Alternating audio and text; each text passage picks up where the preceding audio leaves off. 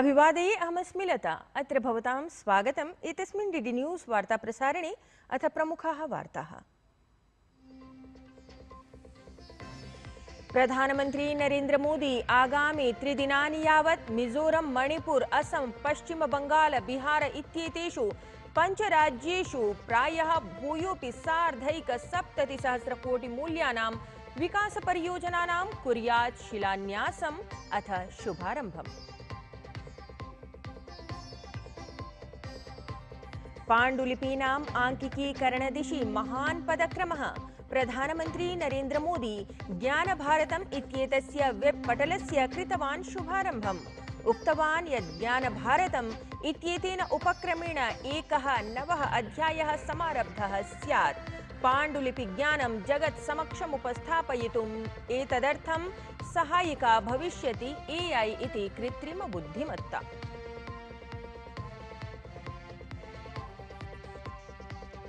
देशस्य 15 संवृत्तः CP राधाकृष्णन् वर्यः राष्ट्रपतिपदासीनया मुर्मुवर्यया असौ प्रतिश्रावितः।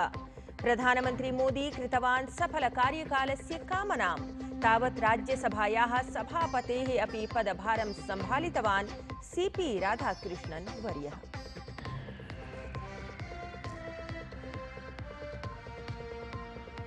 विदेशवार्तायां नेपालदेशे सुशीला कार्की इत्येषा मध्यवर्ति प्रशासने प्रधानमन्त्रिपदभारं सम्भालितवती। शीतलनिवासे पदगोपनीयतायाः शपथं स्वीकृतवती।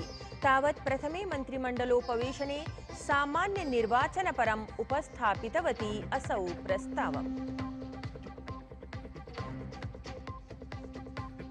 क्रीडावार्तायां जापान देशे अद्य प्रभृति समारभते वर्ल्ड एथलेटिक्स चैंपियनशिप इत्येषा प्रतियोगिता। भारतीयदलस्य नेतृत्वं कुर्यात् ओलम्पिक पदक विजेता नीरज चोपड़ा इत्येषः।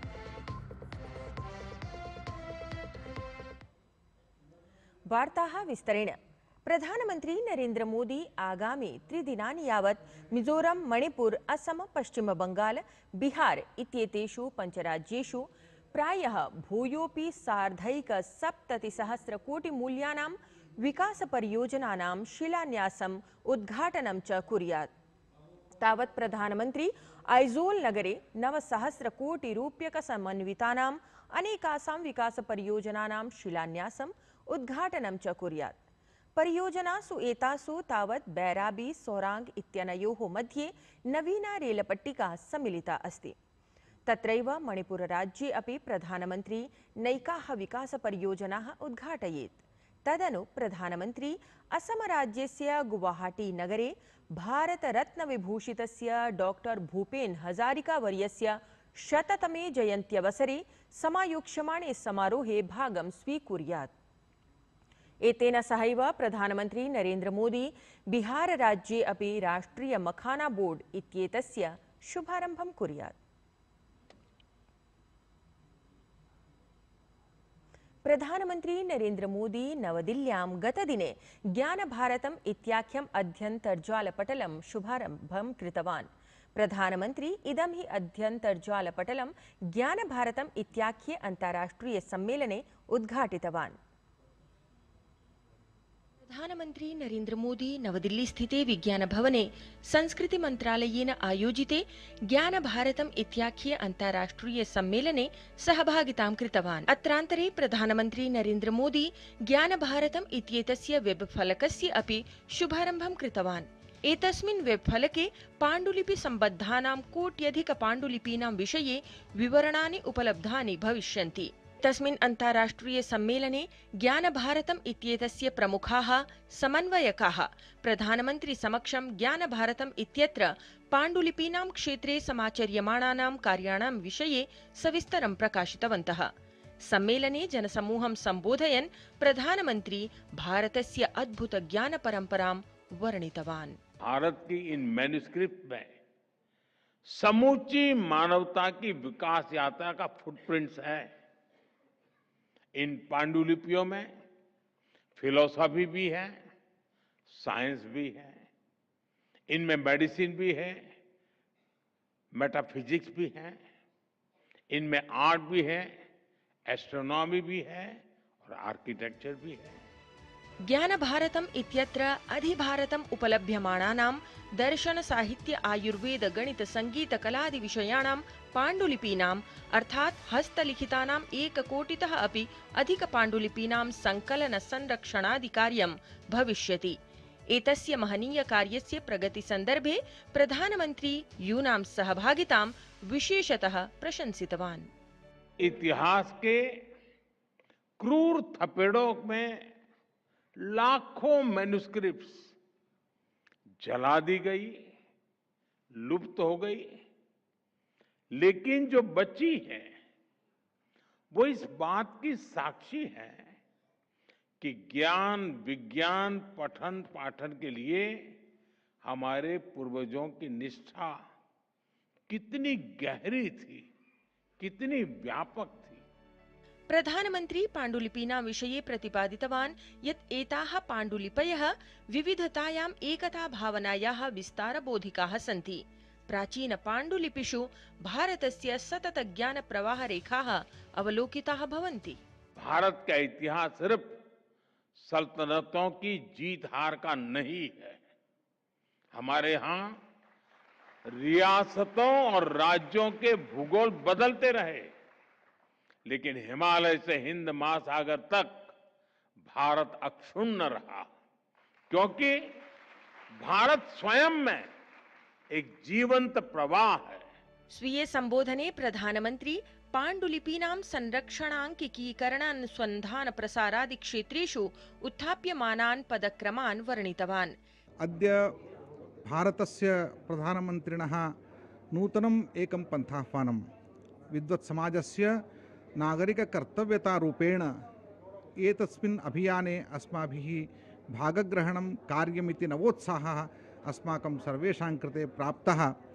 न केवलं विद्वज्जनानाम् इदं कार्यम्, अपितु भारतस्य सर्वप्रजायाः अपि इदं कर्तव्यम् इति अस्माकं नूतनः उत्साहः अद्य प्राप्तः इति वयं ससन्तोषं वक्तुं शक्नुमः। तावत् सम्मेलने प्रतिभागितां कृतैः विद्वद्भिः विशेषज्ञैः अथ युवभिः अपि प्रधानमन्त्रिणः नेतृत्वे ज्ञानभारतम् इति उपक्रमस्य दिशि विधीयमाने कार्ये उत्साहं प्रकटितवन्तः। संस्कृतिमन्त्रालयस्य अन्तर्गतम् आयोज्यमाने 3 दिनात्मके एतस्मिन् सम्मेलने देशविदेशेभ्यः प्रायः 1100 विशेषज्ञाः विद्वांसः सहभागितां समाचरन्ति। अथ पाण्डुलिपिपरेण रिक्थमाध्यमेन भारतस्य ज्ञानरिक्थस्य पुनः प्राप्तिः कथं भविष्यति इति विषये सविस्तरं चर्चां कुर्वन्ति।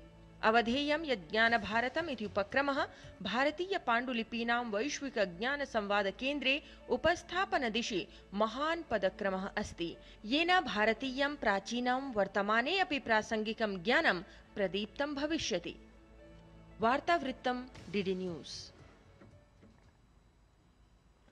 देशस्य 15 सीपी राधाकृष्णन् वर्यः संवृत्तः।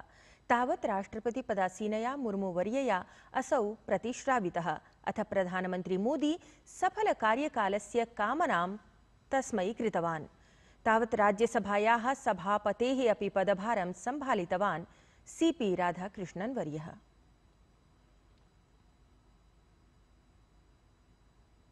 नवनिर्वाचितः उपराष्ट्रपतिः सीपी राधाकृष्णन् वर्यः ह्यः राज्यसभायाः सभापतित्वेन अपि पदभारं स्वीकृतवान्। तावत् संसदीय कार्यमन्त्री किरेन रिजिजूः, राज्यसभायाः उपसभापतिः हरिवंशः, विधिमन्त्री अर्जुन राम मेघवालः अथ सूचना प्रसारण राज्यमन्त्री एल मुरुगन इत्येषः नवनिर्वाचिताय उपराष्ट्रपतये सीपी राधाकृष्णन् इत्येतस्मै राज्यसभायाः सभापतिरूपेण पदभारग्रहणानन्तरं वर्धापनानि प्रदत्तवन्तः।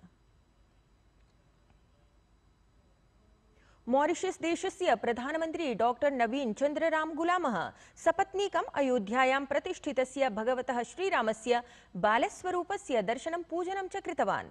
अत्रावधौ उत्तरप्रदेशस्य मुख्यमन्त्री योगी आदित्यनाथः अपि तेन सह तत्र उपस्थितः आसीत्।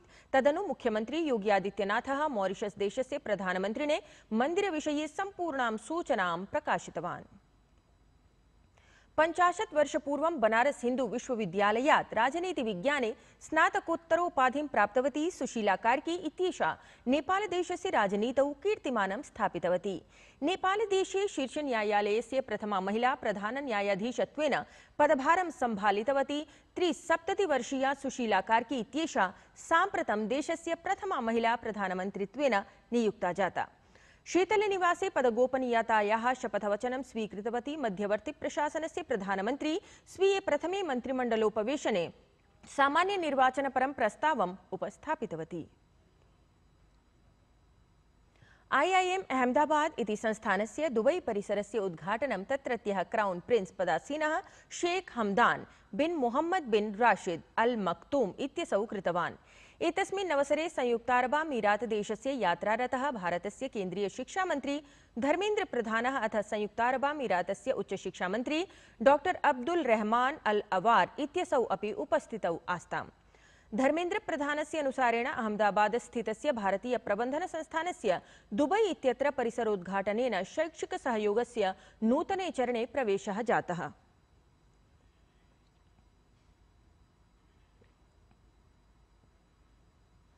क्रीडावार्तायां जपान देशे अद्य प्रभृति वर्ल्ड एथलेटिक्स चैंपियनशिप इत्येषा प्रतियोगिता समारभते। भारतीय दलस्य नेतृत्वं तावत् ओलंपिक पदक विजेता नीरज चोपड़ा इत्येषः कुर्यात्। प्रियाः वीक्षकाः, स्मरेयुः एव भवन्तः यत् संस्कृत संवलितस्य साप्ताहिकस्य वार्तावली इत्येतस्य कार्यक्रमस्य प्रसारणम् अद्य सायं 6:30 भविष्यति। पश्यन्तु एतत् सम्बद्धं हि प्रचारचलच्चित्रम् एतत्। निःश्रेयसकरं परम्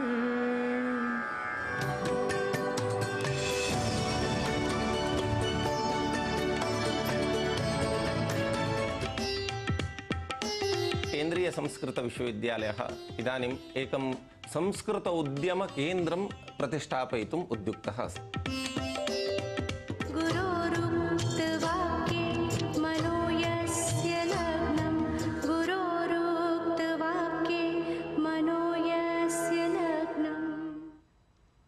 एतेन सहैव वार्ता संस्करणमेतत् अधुना सम्पद्यते। अभिनवाभिः वार्ताभिः सह पुनः उपस्थास्यामः। तावत् शुभं भूयात्।